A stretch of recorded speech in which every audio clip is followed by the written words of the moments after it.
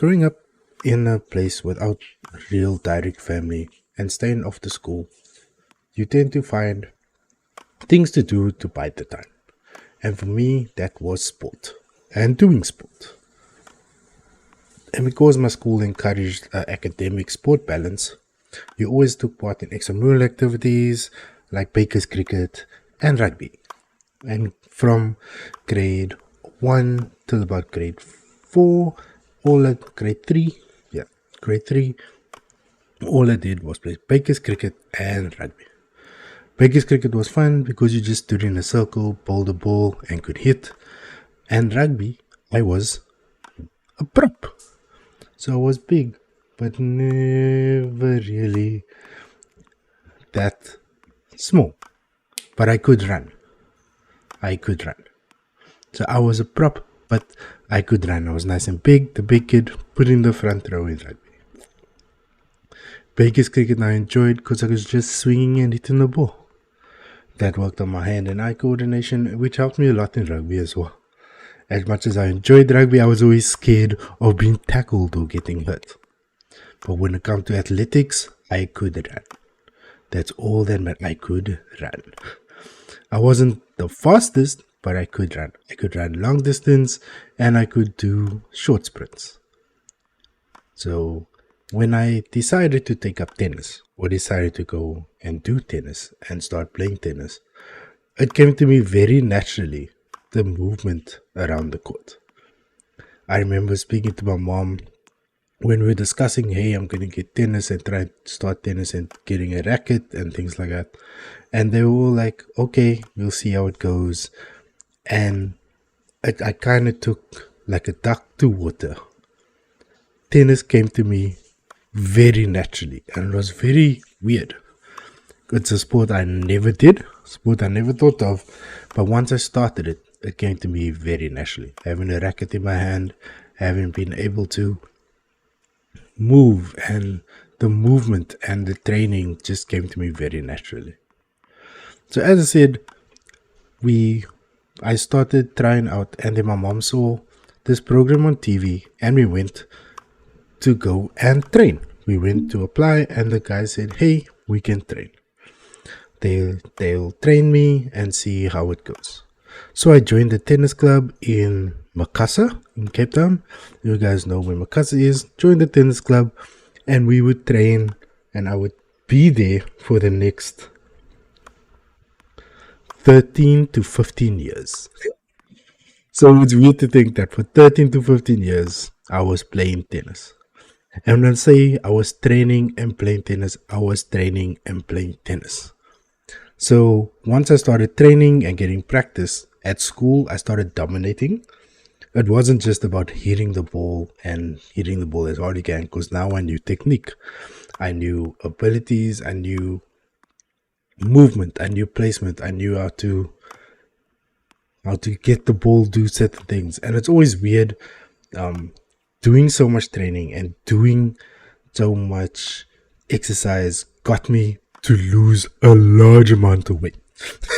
I remember, for those of you who see me in stream, I was never as big as I am now. I was tall, but I was skinny.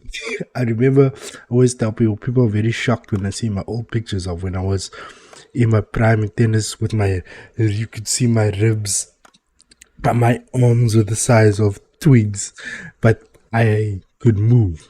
I was lanky. I was very awkward, but damn, I enjoyed tennis. Tennis was everything. Not everything, but that was all I did every day. And when I say all I did every day, I used to practice. That's it. On weekends, we would drive to Makassar. It would be a 45-minute drive from where we stayed, and we arrive at 7 o'clock in the morning.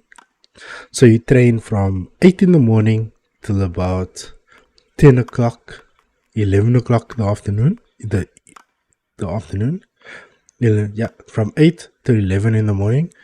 And then you would have your fun games from 11. So because practice is over, we're still staying on the court because we're going to be playing league at 1 o'clock.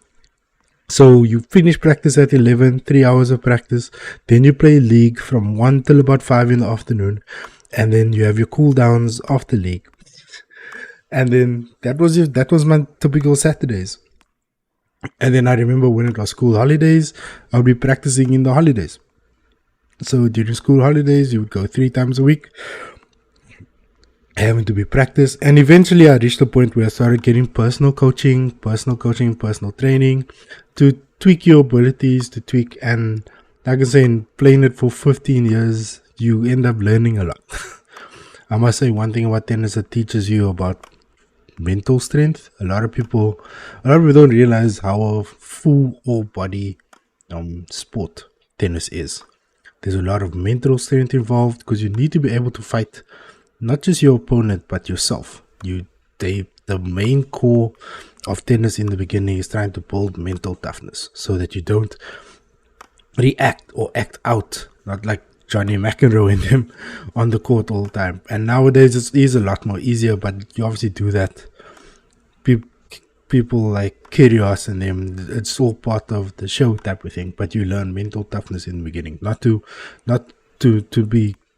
know what your abilities are and how your abilities are and stuff like that. And I remember, like, even though I was doing karate, so when I was at school, I was in primary school, I was doing cricket, tennis, karate, and rugby, and then we do athletics. So I was very sporty, and then doing academics at the same time.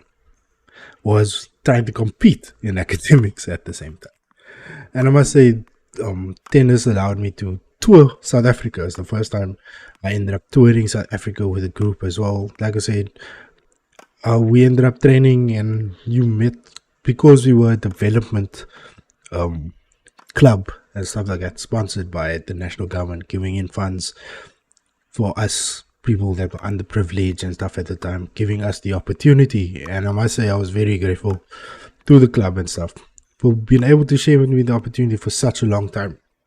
And I remember a couple times we ended up playing, like, we stayed in the northern suburbs, and then we would play clubs from the northern suburbs. We play against clubs from the northern suburbs. And the people would be like, and now and then you'll get someone that recognizes you because you stay in the same area. And I remember the one time they asked my mom, like, oh, you stay in there, why can't your son come and play for us? And she was like, yeah, but you guys didn't want to give him a chance. Then you never wanted to give him a chance. I also remember applying for one of the teams in Belleville also, and they just wouldn't allow me to play. And here I am touring, and when I'm playing league against the people, against those same clubs, we are busy beating the clubs, we are busy knocking the clubs out, winning games. And then they were like, oh, you should join. And we're like, but we tried to apply. And it was always weird, like I said, I ended up playing tennis with people I met in primary school. We ended up playing against one another, and then we would end up playing against them at school level as well. So we are all in different schools. So we're playing at school level, you're playing against your friends.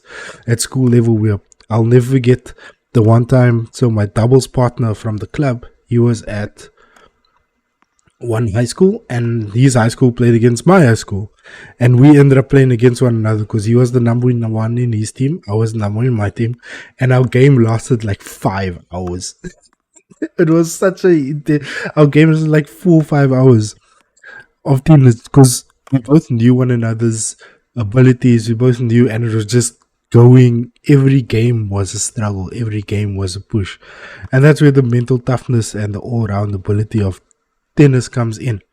And I remember going to high school then, when we had to do sport, and you had to choose a sport, you had to take part in a sport and doing tennis. And then winter we do table tennis to keep your abilities, so anything with a racket. And it was super weird as someone without ever holding a racket in their life, to be able to just adapt. It was very weird. It was very cool. And then once I left high school and started studying, tennis then got a bit slower because that's when I say the club got a bit smaller. And then I remember I wasn't playing any sport, and then the one day my dad's work company had an action cricket tournament, or they had to take part in an action cricket tournament. And then my dad, being old and stuff, they asked my dad to play, and he was like, "No, he can't play, but his son, he'll ask me, his son to play." And I remember going, I'm like, okay, I don't have any knowledge of action cricket and stuff like that. And this was about in 2013, 2014, 2013. Yeah, 2013, 2013. Yeah. And then 2013. Was it 2013? Yeah, probably 2010, 2010, 2010, 2011. Yeah. And that's when action cricket started. So then I started playing action cricket because I had university, and I was like, hey, let me start playing action cricket. And then I took the action cricket as well. But action cricket was always like a fun hobby for me. And I mean, I spent years again playing action cricket, started umpiring action cricket, was taking part in, also took part in a couple tournaments, and it was fun. It was fun. But I always said, I would always tell people, and I always tell Lyndall as well, how I am on the tennis court is completely different to how I was on the action cricket arena. Action cricket was always fun for me, whereas tennis wasn't just a game. I always said I would be a completely different person when I used to play tennis. I would feel hitting a tennis court, and still to today, I mean, when I came to Korea, I always said it's weird to think you're good at something, and then you go to another country and realize, oh, okay, you are actually good at this. I thought I was okay in tennis, but I would always talk about, hey, I'm okay, I'm better than average. And then to realize that, hey, you are actually better than average when you play against people from other countries and stuff like that. And that's what tennis has taught me. Tennis has taught me to be more stronger, tennis has helped me to have teammates, to be able to play team sports, to be able to coordinate with people. And a lot of the characteristics and stuff I've dealt with have come from tennis. How to train, how to make sure you're exercising properly, and the different exercises. I mean, if it wasn't for tennis, I would probably be way more of a blob than what I am now. And it's weird how tennis has always kept doing tennis for all those years. Has always kept my levels up. I remember I was training under people at Speed. I mean, some of the top coaches in South Africa at the time. It was very weird. It was weird meeting celebrities and meeting people that are famous, and you meet. Tennis opened so many doors to me and made me to see so many things, such a different side, not just of South Africa, but of myself and of the country and Cape Town.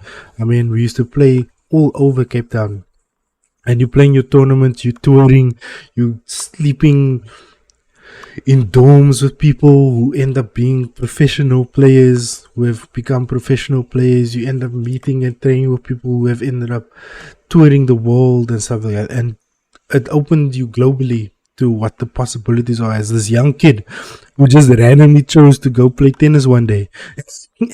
And then 15 years later, you had you've experienced so much and seen so much from so many people. And that's the biggest thing we can recommend to people. I mean, I went and played tennis with my cousins in Switzerland the first time we went, and being able to do that as a fun thing just because I knew how to play. You know, you can't go there and be like, oh my gosh, I don't know what's happening.